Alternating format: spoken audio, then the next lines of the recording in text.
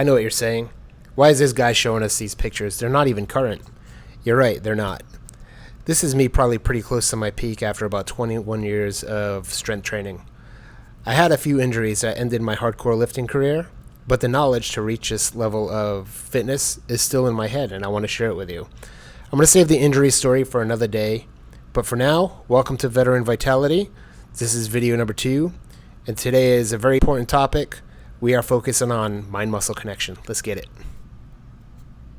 To demonstrate mind-muscle connection, we're going to use a pretty commonly misperformed exercise, the bicep curl. Something I heard in the mid-90s that has guided my workout ever since. Weights don't care if they go up and down. You are not at the gym to lift weights. You are at the gym to work muscles. Right, this is obviously the wrong way to do this exercise.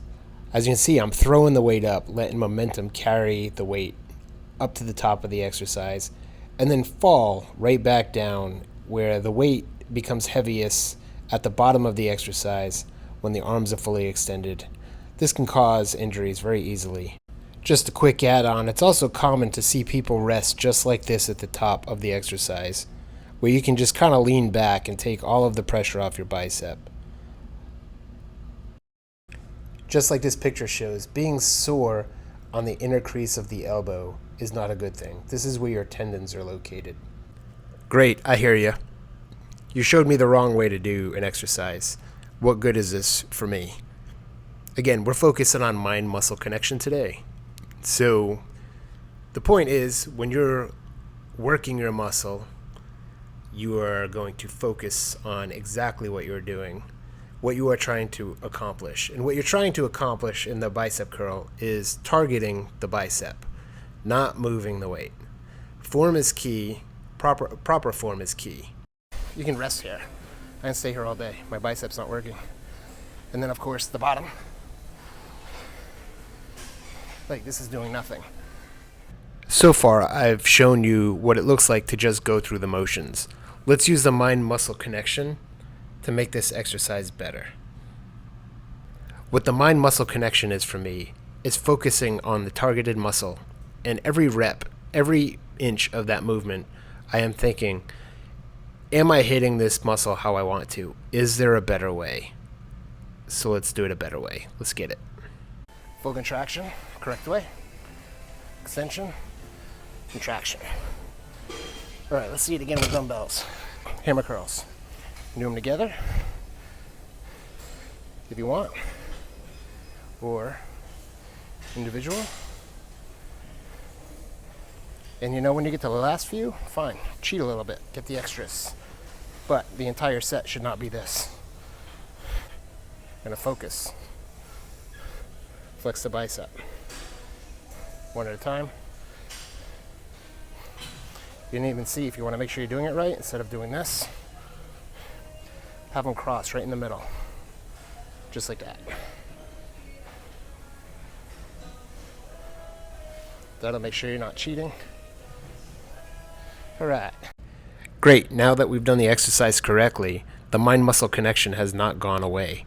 Can we do it better? Is there a better way to do this exercise? What are the downfalls? Well, when our arms are fully extended, we can feel a lot of pressure on our tendons. And when our arms are all the way up, we could potentially lean back and rest.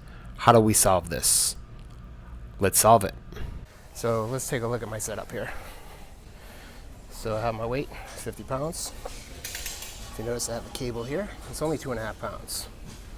So the weight I added here is to increase resistance, and I guess the weight at the top of the exercise, and to decrease the weight when your arms are fully extended and there's the most risk of injury. Have the cables about knee high. And see, when I back up here, the weight's pulling away, taking the pressure off my elbows.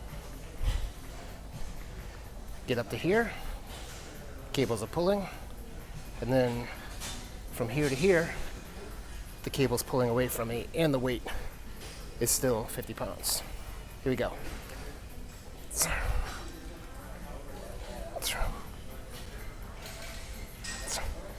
Notice I'm using just the intended muscles. I'm not rocking like crazy. I'm not really concerned with the number of reps I get. I'm just here working the muscles. At the top, there's resistance pulling away. Keeps my biceps completely engaged. Even at the top, there's no resting like this. Alright. So there is actually a time and place for so-called ego lifting, just to max out, see what you can do. But in general, you want to use your mind-muscle connection, and you're not here to lift weights. You're here to contract the muscles you're targeting, and a side effect of that is the weight goes up. All right. I'm going to do one more correct set. You don't need the cables to do these correctly. You can just lean forward a bit.